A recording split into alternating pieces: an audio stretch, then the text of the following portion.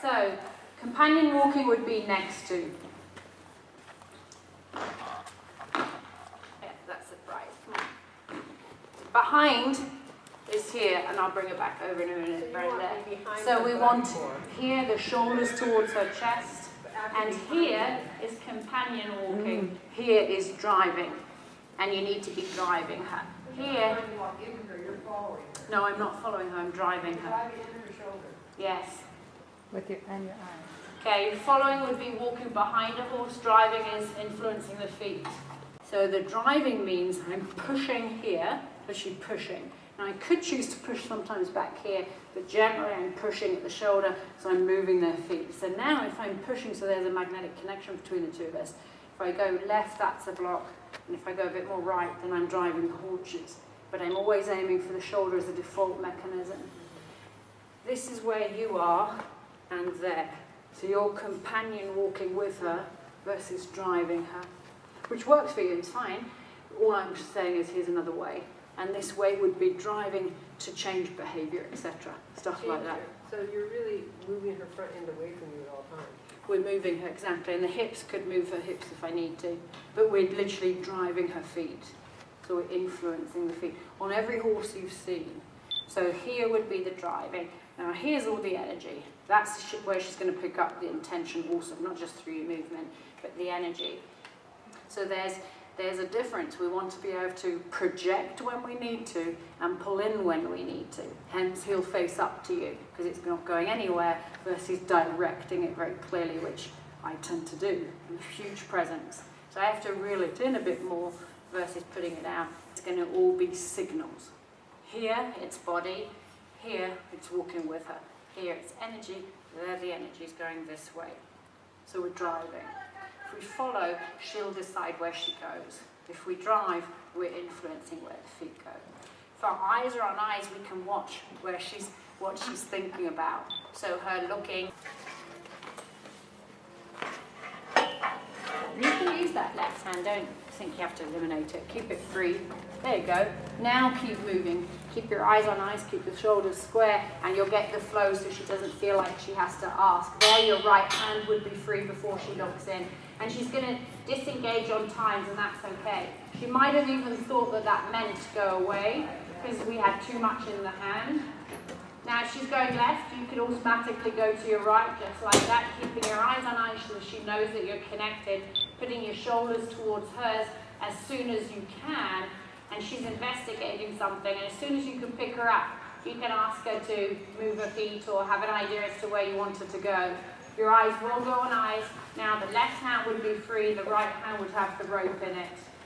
Left hand will influence the nose, the right hand the rear, your eyes will be on eyes. You're going to bring up a little bit of energy because she's not sure what you're asking. That's it.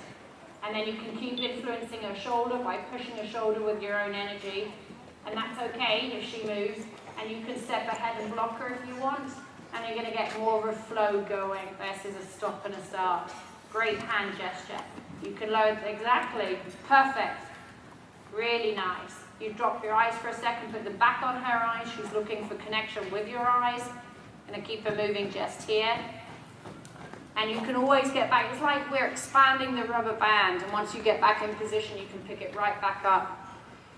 If you're fine with her smelling, great. If not, you can ask for that forward motion. Keep your eyes on her eyes, and she'll get the connection.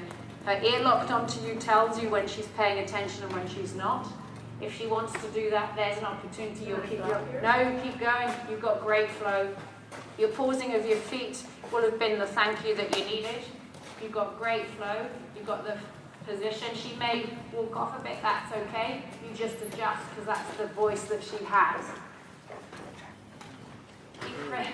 Keep praising the tries. Good girl. There.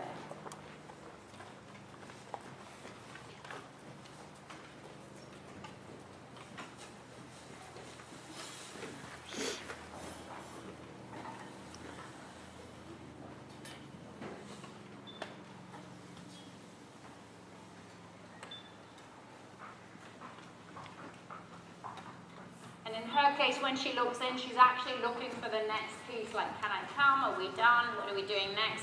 It's kind of all those questions. Well, see, she said that she's not doing anything because She's not, sitting down. She's not doing anything because she's running because I feel like my energy is pushing her away. okay, so how fast do you want her to run? Not very fast at all. So slow I you like to walk. okay? You know? Well, it changes a little bit.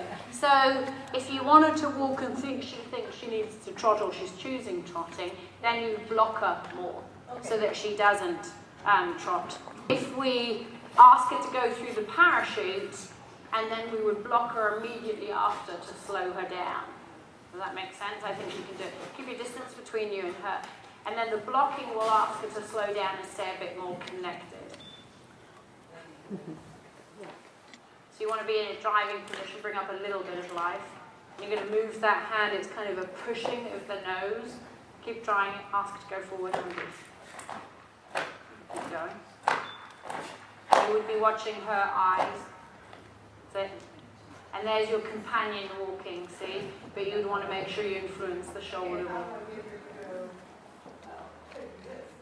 Okay, for the forward motion, right? So now it's a bit tricky because she's so far over. First it would be forward and then change the direction. Or we could start over here because she's sensitive enough to influence the nose and then drive her from behind. Just like that. Keep your eyes on her eyes. Go to that side, exactly, ask her. Go to behind her, let her go. And she's good now. If you want to pick her back up, you step ahead, drop your eyes, pick her back up. And you would do it literally step ahead, drop your eyes, and you'll pick her back. And then you can praise her, and then you shut the running down. Just automatically, like we're doing an obstacle, then I'd like to praise you. So we'd literally go up to her, dropping her eyes, saying thank you, because she loves touch so much that we could integrate that in. We don't have her running.